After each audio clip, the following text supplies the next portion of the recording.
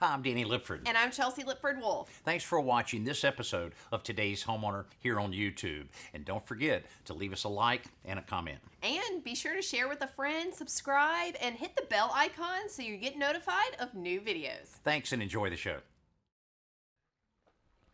This house has a wonderfully landscaped backyard. All it needs now is a new deck. Today's Homeowner with Danny Lipford, the voice of home improvement, with projects, tips, and ideas to help you improve your home.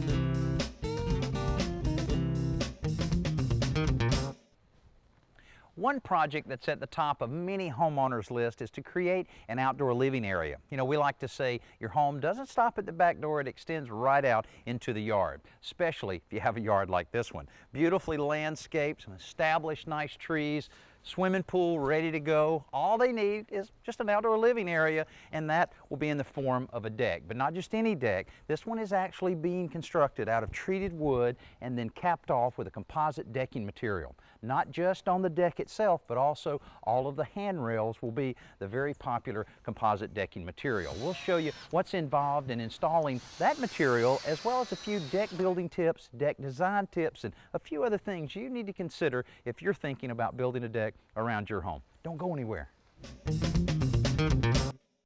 There's almost always a factor that motivates homeowners to spend money on a home improvement project. Now, it may be needing more living space in the home, so building an addition makes sense. Maybe it's an out-of-date bathroom or kitchen that's starting to look kind of gloomy, so spending money there makes a lot of sense. But sometimes it may be that an area of the house is just simply not functioning the way it's intended to function. Well, that was the case with the structure we had here before. It just simply wasn't getting the job done. The old deck was made completely of wood and was badly weathered in the areas that were exposed to the elements. That was exactly the problem, the part of the deck that wasn't undercover. The deck was a good size, but it was chopped up into little sections, and too much of it was not under roof, including the ramps that were necessary because one of the owners uses a wheelchair. The result was a space that wasn't very functional for anyone, let alone someone using a chair. The pool deck offered plenty of uncovered space, so our plan will cover more of the deck and integrate the ramp into the whole unit. Because so much was changing, we completely demolished the old deck, including the roof, and started from scratch. Layout for this kind of project is crucial because there are so many levels that have to match up. The roof has to be the right height and pitch to cover the deck and to accommodate a wheelchair. The deck must be flush with doorways, and the ramps must descend to the pool deck at the proper slope. When the planning was done, we started digging post holes and building the new wooden framework to support the composite deck. One of the most important aspects in building a deck is that it's strong enough to support anything that may be on the deck. Think about it, how heavy it'll be with all the treated wood you have, the composite decking material, and the 20 or 30 people that may drop by once they find out you have a new deck for a little entertaining, so it needs to support any type of weight. Now, here's a few things we did to make sure that wouldn't be a problem. On all of our 6x6 posts, we notched those out so that the joists themselves will sit on wood instead of just relying on nails and screws for the support of that. That's very important. Also, where it meets the wall, to secure it well to the wall is important. We've even put in additional 6x6 posts, notching those out on each side so that that won't be a problem at all. And for a little extra security, we even put a few masonry screws along the wall to support that. Now let me show you on the layout that we have here. Now basically, this part of the deck is 12 foot by 20 foot. Then out front, we have an area that's 4 by 4. We'll have steps going off one side, and then a ramp will go from this point down to a lower section of deck. Now this lower section of deck is very close to the same level as the garage, so this will allow a transition from inside the house, out, turn the corner, down the ramp, around the corner, and straight into the garage. There'll also be another ramp section starting here and continuing back this way that will allow access from that deck down to the pool coping itself. Now, a good aspect of this whole design is that the roof will extend out to this post. So even during a heavy rainstorm, the homeowners will be able to get from the inside, down the ramp, and right into the garage without getting wet. Now, another part of this is another deck section on this side that will kind of balance things out. It'll be the same level as the deck on the other side, so it'll be right in on this void. Then the steps coming from here down to the deck, and another set of steps coming down to join it to the sidewalk. So things are coming together well, but we have a lot more framing to do before we can even start on the roof. Even though the basic outline of the deck is complete, there are still lots of joists to be put in. Each of these 2x8s is cut carefully and fit into place before it's nailed from every possible angle. If you treat every board like it's the only one supporting the load, you won't take anything for granted, and that means you won't have any problems to deal with later on. Hey, while this work continues, check out this week's Simple Solution. It's time for this week's Simple Solution from home repair expert Joe Truini. Most modern furniture has metal drawer slides that allow you to operate the drawers very easily, but more traditional furniture just relies on wood runners. And here's a perfect example of that, Danny. Here's a nicely made wooden chest that has a groove in each side of the drawer, and then inside these wooden runners. And it's just wood on wood friction. I can see over the years, boy, that would be a real problem. Yeah, not only is it a rough ride, but it'll eventually wear out these runners. But here's the solution, and it's really a quick and pretty easy one. Get yourself a good can of paste wax. This is specifically made for wood furniture. Okay. And apply a nice even coat to the top of this groove, because that's where the bearing surface is. And you have to do that obviously on both sides. In fact, if you want to take care of that other side, I'll help you out on that. then you also have to put it on a little bit of wax on top of the runners on both sides, this side and that side. And again, you just have to do the top surface, because again, that's where the drawer rides, right on the wood. Then when you slide it in, give me a hand lining that up over there, you'll notice that not only slides much easier, but it's also a lot quieter. Boy, that's an easy solution. As you can see, the guys have gotten a great start on the roof structure that will cover our new composite decking. Now, the guys have already completed all of the framing using the treated wood of the deck down below, and have really been busy trying to get a roof covering complete so that they'll be able to work rain or shine when they get back to the deck itself. Now, they started out by using two 2x12s to create a horizontal beam that we notched into the 6x6 posts that are part of the deck. That'll support this end of the roof itself. Then, using 2x8s, 16 inches apart, created all of our rafter system, and then out on the end, the 2x4 is a subfascia that'll be perfect to kind of straighten out the ends of all of the rafters, as well as providing a surface to nail the fascia board on itself. Now, out on the end, the rafter that's the farthest out is called a barge rafter. You'll notice the 2x4s that it notched into several of those to support it. Those are called lookout bracing. That will keep that barge rafter from sagging over the years. I've been by houses or seen porch covers like this where that barge rafter starts sagging. It doesn't give you a good feeling in terms of the integrity of the overall roof. Now, after they complete a few more things, including a few more of the hurricane straps that they've installed just recently, which is just a twisted strap they nailed on before the decking is put on, since part of it wraps over the top of the 2x8. They'll continue with a few more pieces here and there, and one section of roof they still have to work on right over here is kind of an awkward little piece that you can see the old section of roofing that they had in here that went down to a valley here below, and we'll be doing something similar by coming back up to the top of the ledger and extending out into the decking here, and that'll allow the water to spill off left and right. So that should work out real well. But they're holding off on this so that they can get all of the decking complete, the felt on, so there'll be a nice dry spot. The material we're using on this roof is called OSB, or Oriented Strand Board. This stuff will not only support the shingles coming later, but right now it acts to help stiffen up the whole structure. Rafters with a little sway or curve are brought back into line by using the sheathing material to hold them in place. By staggering the seams in the sheathing, we make sure that no one area is weaker than another and the whole roof acts as a unit. The seams between the rafters are supported by decking clips, which are hooked on the lower piece while the upper piece slides into the groove. Because this OSB is contributing to the structural integrity of the roof, the guys don't spare any nails in attaching it. In fact, the building code in this city specifies there must be at least one nail every 4 inches. When most of the sheathing is down, the guys begin working out the details of how to tie the new roof into the adjacent older one. Fortunately, we have already laid down some building felt first because a sudden rain shower puts our roof to the test. The rain doesn't last long. The roof passes with flying colors. Meanwhile, out on the street, the composite decking has arrived and is coming down the drive. rain or shine, it looks like there will be no shortage of work on this site. Our weather has improved considerably, and that's allowed our crew to completely finish all of our roof framing. We have all of our decking in place, our roofing felts in place, and we're ready for the shingles to be installed.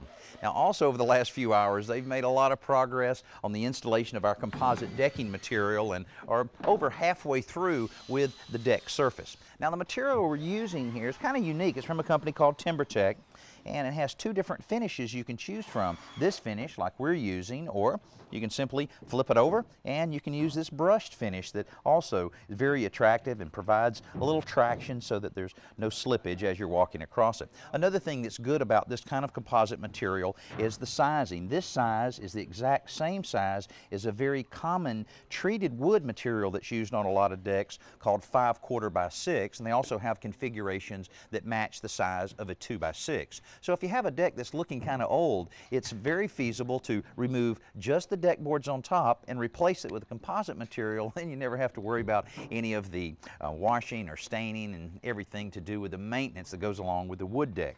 But a lot of homeowners ask me, how is it to work with? Is it similar to wood? Well, it's very similar. Because most composites are made from wood fibers and plastic resin, they're just as easy to work with as wood, even though most composites perform much better than wood. Composites don't splinter when you cut them, and they don't split or crack when you drive screws through them. In fact, TimberTech recommends stainless steel screws as the ideal fasteners for installing their product. Marking the guys or spacing the individual planks about 1/8 of an inch apart before securing them with the stainless steel screws. The outer edge is trimmed off all at once, just like with wood decking. While we make some headway on this deck, why don't you check out this week's best new product? Let's join Danny at the Home Center to check out this week's best new product. Brought to you by the Home Depot. Homes these days are just built a little tighter than they used to be, and also homeowners realize the benefits of really sealing their home up using weather strip and caulk. But what this can cause is questionable indoor air quality. Now your first line of defense is a good quality furnace filter that will filter out a lot of the air that passes through your air ductwork. But another way to approach it, and one that can really help you out a lot, is an air sanitizer. Now this one from Air and Health is the only one on the market that's really designed for do-it-yourself installation. Now what this will do is it'll help to kill some of the mold, viruses, and fungus that can cause you some health problems inside your home. Very easy to install. The kit contains a mounting bracket that you mount to the ductwork itself on your air conditioning and heating system. Then you have a power unit that attaches to that. Then you have a high intensity UV bulb that hooks into the mounting bracket and the power unit. It basically suspends in your ductwork to really attack those airborne contaminants. Now within the kit it also includes safety glasses, a hole saw drill bit, installation video, mounting template, and ductboard mounting kit. So all you really need is a screwdriver and a drill motor to complete the installation. And the total cost of this entire kit, around $179. Our crew has really moved along on this project over the last few days and have completed the installation of all of the composite decking materials, including our ramps and the tie-in. That took a lot of time to transition the composite material right down to the other deck. The focus right now is on the composite handrails. You can see Richard's in the process of finishing up the last handrail on this side, and we'll have a set of steps going down to the pool patio there. And once all the handrails are complete, this is what they look like. Now there's several components or different pieces to the handrail system. You have your top rail, then you have your railing that goes below that, which happens to be the same material and same piece as we have on the bottom rail. Then your spindles on 6-inch centers to make up the main part of the handrail. Then you have your 4x4 that really provides the strength for the handrail that's tied into the framing down below. Then it's encapsulated with a piece of the composite material right over the treated 4x4. Then you just cap it off with a cap. Now there's several different types of caps so that you can kind of get a little bit of a different look to the handrails if you want. They even have one that's copper that's really neat. Next after that, they'll complete the handrails on this side. Then they can focus on something that'll take quite a bit of labor in order to complete, and that's the 1x6 V-groove ceiling. They'll start down on the lower side and continue all the way to the top with it. And they can do that now that the electrician has completed all of his work with a few recessed lights, and of course you got to have the ceiling fans, so they've wired for 2 different ceiling fans that will be installed after the wood ceiling's in place. Now, another thing they did a couple days ago is they continued the reverse board and batten siding that was on the end of the carport and continued it all around on the upper part of the porch. And of course the painter will have a lot of stain work to do in order to get all of that to match what was original. Now, you may also notice the 2x4 treated plate that we have nailed down on top of the new composite decking. This will serve as the bottom part of the wall section for our new screen porch. So there's plenty of work yet to be done. Because of the low pitch of this roof, we're putting on a film surface leak barrier before the shingles go on. This is a great way to prevent leaks that can occur on lower pitched roofs. Now, when they're confident everything will stay dry, Mark and his crew begin putting up the tongue and groove ceiling. These planks are 1x6s, which in addition to the tongue and groove are also milled with a bevel on each edge, creating a V when they all fit together. The result is a rustic but attractive look that complements the deck and the home. The frame walls for the screen can go up when the ceiling is complete, leaving just a few details and a little paint to complete the project. One detail the homeowners requested that we take care of is the relocation of an outside water faucet. You can see the original faucet on the brick wall there below the kitchen window, and the plumber was able to install a fitting right behind the faucet itself to allow a pipe to run down and come out right on the skirt board. Plumber will drop by later to install the actual faucet so that they'll be able to tuck their hose away over in the corner to be able to continue watering all the plants. Now look at all the details on the deck that they've completed. All of the handrails are in place, and they've decided not to put any handrails on this side of the ramp because it's so close to the ground and it would kind of obstruct the view of the other ramp and the porch itself. Plus, having another deck rail running in this direction while this one's running at this angle probably would have been a little confusing. But they did come back and put a small strip of the composite material along the edge of the deck so that the wheelchair itself won't roll off. So good safety measure there. Another thing they did is utilized a lot of the scrap composite material and used it to skirt in all around the deck itself. So a nice consistent look. Now we're involved in the actual installation of the screen itself. Now you can see the guys are using an electric stapler, which really speeds up the process and really secures the screen well to the 2x4s we have. And then as the finishing touch, our painter's already primed and painted our lattice strips, and these are all treated pieces of lattice, so you don't have to worry about replacing those. It'll give it a nice finished look once they install this, the other ones, and a few other things, and this project's complete. And we'll look at the finished project in just a little bit right after our Around the Yard. Let's head outside for Around the Yard with lawn and garden expert Tricia Craven-Worley.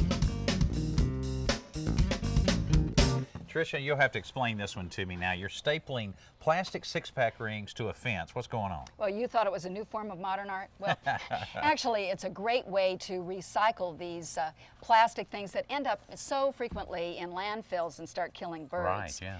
They're a pliable way that we can create support for a vine. Okay, now I've seen just twist ties being used with a nail, maybe a small nail. Why is this any better than that? Well, the twist tie with the nail is only going to support so much of the vine, whereas in this method, we can put these wherever we want. As you can see, I put it over here and right, here. kind of spread it out or kind of shape it any way you want. Shape it any way I want. And if the vine is a little bit more mature than this, I can also use a twist tie to help support it to this frame. Okay, but you have to admit, right now, this doesn't look that nice. Well, it doesn't look that nice, but there are two things you can do. As the plant begins to mature, chances are it's going to take over this whole fence. Kind of cover up the whole thing. Cover up the whole thing, and you can leave them there. And if you don't want to do that, if you're beginning to espalier the plant a bit, which means to leave some spaces, you can cut away some of these as you need to. Okay, well I can see where it would be somewhat pliable so that it can move as the plant. You don't want to restrict the plant itself, but it looks to me like someone's been drinking a lot of something. That's cranberry juice, Danny. Oh, okay, right. We are extremely proud of how this project turned out, and so are the homeowners. You know, the deck space they had before was really chopped up. Didn't have much of a roof covering at all. Now we've got plenty of roof, including enough to cover the ramp that leads into the carport, so no getting wet going from the carport to the inside of the house. They also wanted a nice screened-in area, which we accomplished and finished it off with the wood ceiling and both the ceiling fans. But one thing that was very important to them is a low-maintenance exterior. We took care of that with the composite decking and all the treated wood we use. So all we need is just a little bit of cleaning over the years, and this place will be in great shape. Hey, thanks for being with us. I'm Danny Lipford. We'll see you next week.